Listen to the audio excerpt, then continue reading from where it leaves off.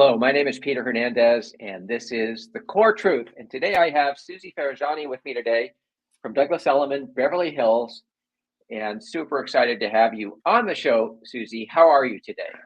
Hi, Peter. I'm so good. I'm so happy to be here. How are you? I'm doing really great too. You know, we were just chatting a little earlier before the call, and the question that we were contemplating was, how do you stay up if you haven't had a win recently? And in real estate, where we're not getting paychecks, we're not getting direct deposits, we're not, just punching a clock, punching out, and we're going to get paid no matter what. We're really much an eat what you kill type business.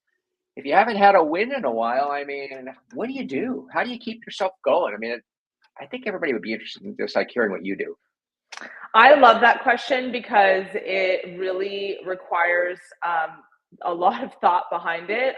When I haven't had a win in a while, and I can totally relate to that feeling, whether it's in a personal or professional setting, I really have to, and I just said this to you, I really have to ask myself if like the thoughts that I'm having are my own or someone else's, because I think a lot of times we get trapped into the minutia of the opinions of other people. And I mean, you think about it, like no one else is living in this body. So no one else really is going to know what's best for you other than you. So it's finding those people that believe in you. It's um, finding out what it is that works for you and what you work well with too. I think there has to be a really good level of self-awareness behind a lot of it too. It's like, oh, I know that I tend to be more pessimistic. So maybe I need to align with someone who's a little bit more of an optimist to help balance me out. Or I tend to procrastinate. So maybe I need to lean on someone else who tends to be like the exact opposite. Or maybe I'm late. So I've got to find someone who's always early to learn from them. And I think we get bogged down in, like I said, the thoughts and opinions of others. And in that, like that repetition that goes on in our head of like, I haven't had a win. Like, why should I even bother? It's not going to work out anyway. But if you change that, like sort of like, if you like, I have a rubber band on my wrist right now, you'll notice, and I do this as it's a technique actually to get myself out of negative thinking. Anytime I have a negative thought, I go, and this sounds so silly, but I learned this in therapy, and I smack myself and I choose a different thought. And it's been working. I've only been doing it for about 2 weeks, but I am noticing a shift. And so it's that conscious decision of, are my thoughts my own or someone else's? And I need to ask someone or do something about it. And taking action is like the key to anything. Well, what about this idea? And this is what I do sometimes, like when I'm in a negative space and I've got to show up for work, or I got to show up for a workout, or I got to show up for my family or my friends, or I have to just show up for life in general. Sometimes I don't have time to adjust my feelings to match what I need to do. Sometimes I have to charge into these things and do the best I can, no matter how I'm feeling. And I think sometimes that we get too hung up on, I'm going to say this, worshiping our feelings. Yeah, we get stuck there. It's like quicksand. It's like, I should always feel good. Life, you know what I mean? And it's not the way it is. No, so it's not. one of your tricks, which I think is really fantastic, is finding what's good in your life, and focusing on that. So give us some examples of how you do that. So one of my core values is family. So I lean a lot on my family. I spend a lot of time with my family.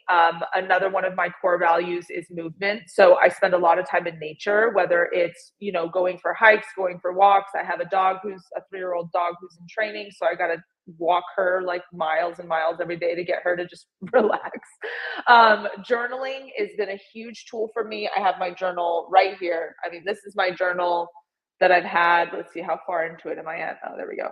I've written about that much in this journal, and that's almost daily. Well, wait a minute. Don't just brush by that. So talk to us a little bit about, like, do you have like a format for journaling? Do you just journal free flow, so, stream of consciousness? Or like, I could tell you, my daughter, believe it or not, is a big journaler, and she actually has like a format. And I should probably find out what it is.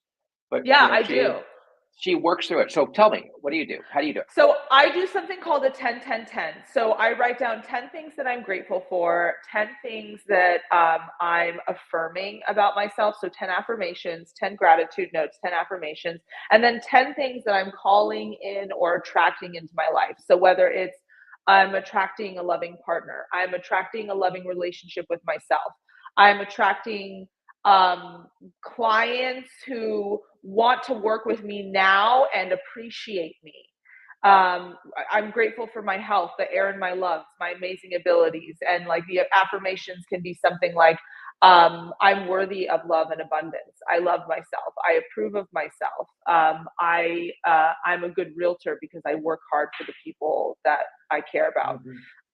And that creating that, I think really spills into that kind of, are my thoughts my own or someone else's? Because we really get bogged down by that. I mean, we really do. It happens to me all the time where I think to myself, well, what does this person think of me? What does my client think of me? What does my friend think of me? What is, if you're dating, what does that person you went on a date out think of you? And it's a lot. So I find that the journaling, especially doing it, and whether you do like a 10-10-10 or a 5-5-5, whatever you do that works for you, just being in the habit of doing something like that on repetition, I have found tremendous success with it. It not only grounds me, but it also sets the tone for my day. Right. I think having structure and having a format to yourself is really key in creating, comfort. I mean, that's why they say kids like to be, not controlled, but to have disciplines and, have structure in their lives, and have to be home at 6 and eat at this hour and do these different things, because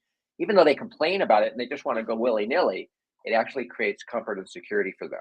And there's a happiness that results. So it's the same for adults, no question at all.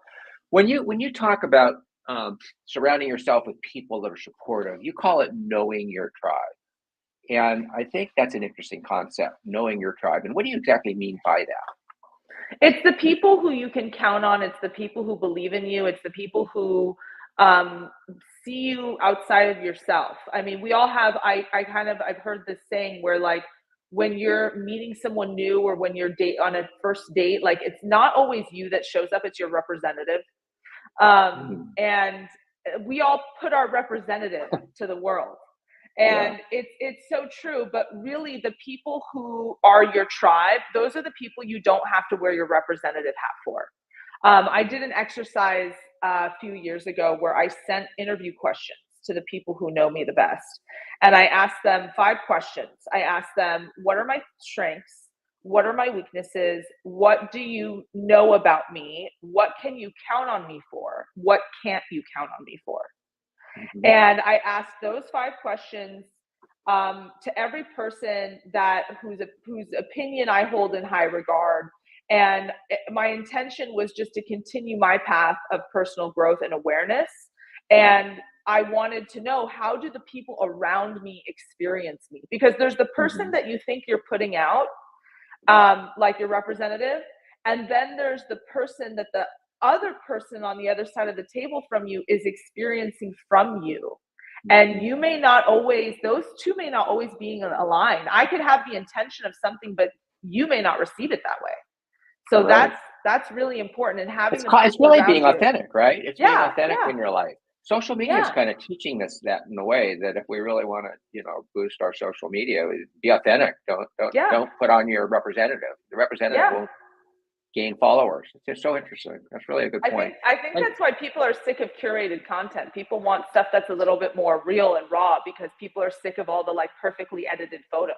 Oh yeah, 100%. I mean, even people are reconfiguring their faces and everything, which is really ridiculous, in my opinion. Yeah. So interesting. So, like, when you talk about being authentic and being yourself and showing up as your authentic self, I mean, you made me think about marriage in a way, because the one thing about marriage is you can't hide, and so they see every part of you, good, bad, and ugly. You know what I mean? So I think that's really key to good relationships. Okay, so you're going through a tough spell, Suzi, or you're not hitting the goals you want to hit. Your life is you're dissatisfied with your life. Maybe you're possibly I don't know, maybe you're not happy because you haven't got your workout plan in place, or you don't have a good relationship or something like that, right? You talk about starting over from wherever you are. What does that mean? And how does that happen? Oh, it's really hard to do. It's really, like I said, having the ability to turn around and look at yourself and say, like, what am I doing wrong, or what could I be doing better? Grief is a funny thing. It comes in waves, and when we have life challenges, as we all do, it can be really hard to get yourself up to get to do the things you need to do. Like if you've lost someone, if somebody's passed on, or if you've gotten out of a relationship, or um if you made a really big mistake in some way and you really let people down, it's really easy to sit in that place. And I think it becomes a lot harder for us to be able um to see the bigger picture of what life is going to look like, either without that person or that thing or whatever that is. And so I really try to focus on, instead of looking at like the whole roadmap of what's in front of me, because I get bogged down by that. What is the next right step I can take? Like, okay, if the next best thing I can do for myself is just to get out of bed and brush my teeth and wash my face, that's what I'm going to do. And honestly, when I've been there, and I have been there because I've recently gone through some really big grief and loss, I had to really take it back to basics and be like, okay, maybe if I make a checklist of just the things that I need to do in the morning to help ground myself. So movement, getting Oh, 20 that's minutes of brilliant. walking or 20 minutes of sunshine, journal for 5-10 minutes, which usually ends up spilling into more Right. time, brush my teeth, wash my face or take a shower, depending on if you're like a morning shower person or not. I would rather Hmm. wash my face. But doing those things, and I'm being genuinely honest when I say that I had to do that when I was going through that period. I had to be like, Hmm. okay, brushed my teeth, washed my face, I went outside for 20 minutes. Okay, now I need a journal. Um, and yeah, there were plenty of days where I didn't want to do it, but doing it made me accountable to something. And honestly, as silly as it sounds, it works. Like Hmm. putting affirmations on a post-it and putting them around my mirror, looking at myself in my mirror and saying, I love you, Susie. As silly as that sounds, it sounds so silly and dumb, but it actually works, because the way that you talk to yourself is going to supersede anything that anyone else says to you, whether you believe that or not, because you're the one that has to live with yourself 24/7. That's right. So showing up no matter what, that's what you're talking about, and doing Yeah. what's in front of you, taking the next right step, right? Yeah. You can't think your way into right action, but you can act your way into right thinking. All these things you're sharing with us, um, what do you do? I mean, how do you put a game face on? You've got a listing appointment. You're going in there. It's the biggest listing you've ever had, and something just happened at home that just threw you way off the rails, and you just got to be game face, like an actor, like a musician. You have to perform on stage. You got to like completely dismiss what happened. How do you compartmentalize and make that happen? I mean, I think people struggle with that. I mean, honestly, Susie, I know agents that go down for 6 months because they have something personal in their lives happen, or they go down for 6 months because they lost a deal and they can't pull themselves back up. And maybe it's because they're waiting for their feelings to change, or they're waiting to get through the grief. But sometimes you have to walk into the next appointment in grief. It's so true. And you know what, Peter? It's so hard. And I get that because I've been there. I've been bogged down by a bad deal, a bad relationship, a bad client. And I waited for my feelings to change. That was so well put, the way you said that. People wait for their feelings to change. And the reality is that your feelings won't change because the feedback loop you have in your head is supporting your feelings. So it's like a reinforced system, and it's like a well oiled machine. That's why you have to get up and move, you have to get up and act differently, or you have to reach out to someone to do something differently. The thing that I think is so special about human beings, and I've said this to you before, so I'm repeating myself here, but whether you're white or black or gay or straight or religious or non or whatever that is, every human being, no matter who you are, has the ability to create. We all have the ability to create something. So it's about what we choose to create. And if you can lean into the side of curiosity versus fear, which I feel like is something we all deal with on a regular basis. Oh, I feel bad about myself. I'm probably going to fail this listing appointment. I shouldn't even bother going in on it anyway, or I should have someone else do it because I'm going to suck at it. I'm leaning into fear. Totally. But if I can lean into curiosity and go, okay, I've got this listing appointment. I'm dealing with all this grief. I'm really, really sad right now. How can I channel that sadness into something different? Okay, well, I've got to prep for this property. So like, what's the first thing I got to do for the property? What's the next right step for this appointment? Well, I should probably look at what the properties around it sold for. So I'm just going to do that. And then while I'm doing that, maybe I forget for a minute what I'm grieving about, because I'm making a choice to do something. I'm learning about something. I'm curious about what this property might sell for. I mean, I think we really get bogged down because that curiosity takes a level of willingness. And we've talked about willingness before, where you have to be willing to ask the question. You have to be willing to lean into it, because it's really easy for us to lean into fear and just step out and just be in the stands and watch everything that's going on. But if you can lean into that side of curiosity and go, okay, well, you know what? I may fail this appointment, but at least I showed up and at least I went. And also little things like, I have like, songs that I might play before a listing appointment to amp myself up, or like I might do some jumping jacks or jump to change my body chemistry. A lot of this stuff is scientifically proven. It's backed by a lot of therapy. I'm a product of a lot of therapy, so I'm going to give you all the therapy tools. But doing things like that will help get me in the right mindset. And it's just, how can I be curious about this situation versus fearful?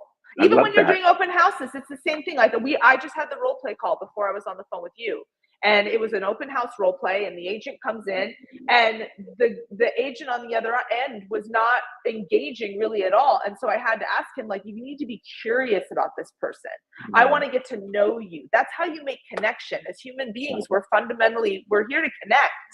So have that curiosity. And then when you step into that, I'm telling you, magic happens. It's like, yeah. I know you're a big believer in being creative and creating things and creation, and and how being creative affects your life, your business. It affects everything, and that's interesting, because actually, when I think back to where I had my paradigm shift in my business, where I went from less than mediocre to somewhat capable of doing what I'm doing, there was a moment where I had this realization that I was creating something versus being a salesperson versus being an employee. I was building something, creating something. So being creative is huge, and I think it's a very motivating, actually, thing. So like, if somebody's really struggling in their business, I think if they're thinking about what they're creating and start creating, I think they're going to get way more motivated than I got to make a sale, or I want to hit 5 sales or something like that. So talk about that and some of the different things you do to be creative. So I love that you said that about motivation. I just wanted to say that real quick, because I do find that motivation is BS, because that kind of leans into the feeling like we wait to feel motivated to do something. And so for me, being creative, like at least lately, has meant trying new things and putting myself out of my comfort zone. So I recently read, like a few months ago, I started taking improv classes. So I've actually been doing that for a little bit now, and it's mortifying. But it's been fun, and I've met some really nice people. I'm definitely the only person in the class who is not trying to be a professional actor.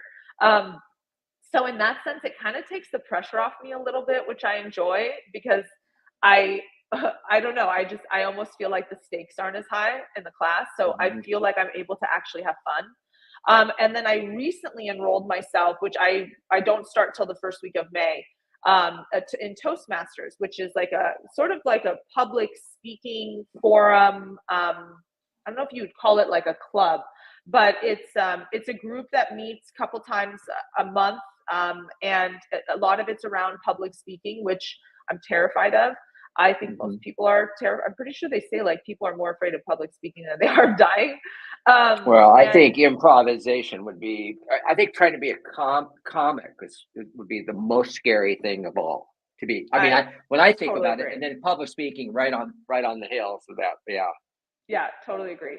It's scary. I can definitely say when I'm in that improv class, I have no time to be on my phone or in my emails or texting a client back or even thinking, because improv requires you to be so 100% present that I cannot even for a second daydream. And honestly, that's been really good for me, because I sometimes, especially when I was going through grief, I got stuck in my head a lot. And the Toastmasters, well, the jury's out on that. I'll report back about what that experience is like. I'm very nervous, but also excited because I'll probably make a fool of myself and also hopefully have fun, meet new people. I mean, I met a lead out of my improv class. You never know. My improv teacher is a customer, hopefully going to be a client she wants to buy next year.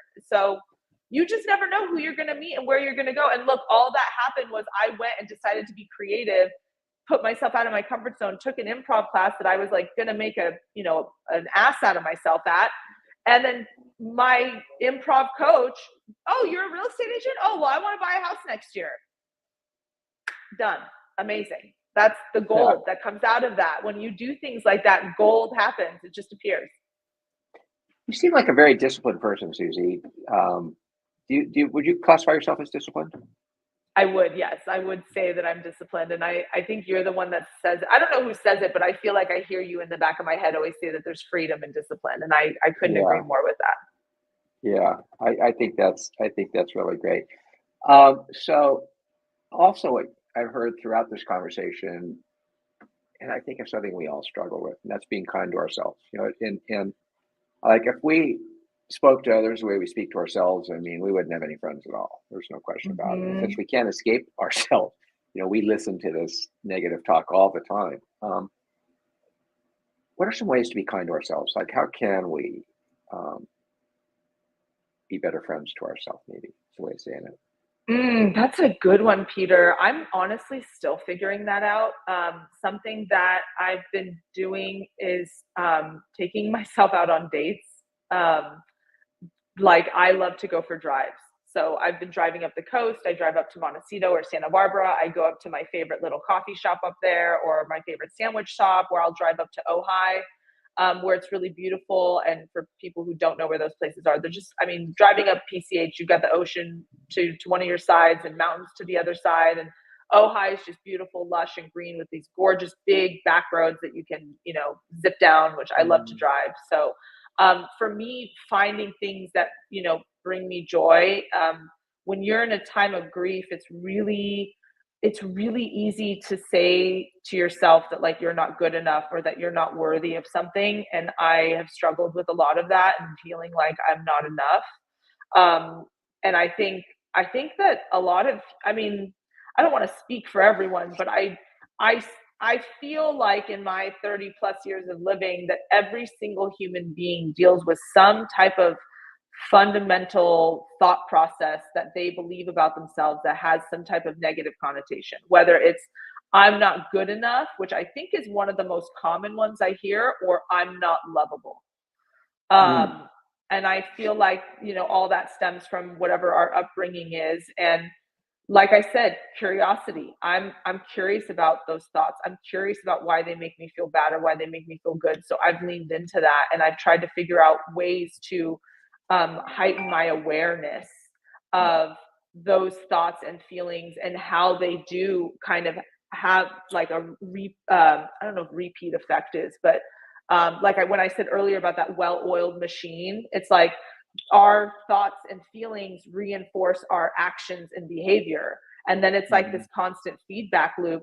So for me, being kind to myself right now really just looks like, what are my core values? Okay, family's a core value. Fun, contribution. Okay, so I'm going to lean into what those core values are because that's a way that I can be kind to myself. Mm-hmm. So when you see somebody doing really, really well and you start to feel a little envious, what do you do? I usually ask myself, what is it about that person that's triggering envy in me? Because envy is such a pointless emotion because you can't do anything with it. So if I'm jealous of someone, by the way, that's why it's one of the 7 deadly sins. Yeah. There's nothing good in it, right? There's nothing, and there's nothing good in it, and there's nothing there for you that's going to work out. Like, what are you going to do with that? It's like that, what is that? It's like a Buddhist saying or something where like holding resentment or grudges against someone is like drinking poison and expecting it to harm them, or there's some type of saying in there that I can't quite get exactly. But I usually like to ask myself, what is it about that person that's making me feel these emotions? Like if I'm jealous that someone has a listing, let's say I went on a listing appointment and I didn't get it and this other agent gets it. And I'm like, well, that agent isn't even good. Like, why did that person get it? That's really easy for me to be that type of way. But maybe I can say to myself, okay, so if I'm saying it like that, I'm kind of leaning into fear.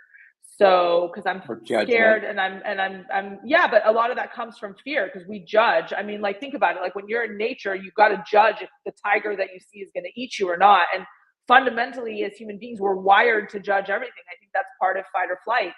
But I would ask myself, okay, well, what could I learn from this? And that's, I think, the hardest question for us to ask ourselves because it requires you to take a step back and be humble and not be a victim. And I think we're very easy to put into victim mode because if I see so-and-so get that listing and I'm like, well, why did they get it? They're not even good. Well, that's not fair to me. Life isn't fair to me. And then I can turn into the I'm not good enough or I'm not worthy of that business. And that's being a victim. So if I take that victim mentality and that fear, if I can narrow that down and like, oh, that is fear. Oh, that's me being a victim. Okay. Well, how can I turn that? How can I be curious? What's the first thing I can do to be curious about this? Okay, what could I have learned?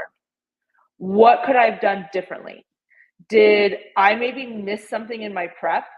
A lot of people won't ask someone, what's your feedback? I'm not afraid to ask for feedback. It's like, I think Facebook had that saying that like feedback is a gift.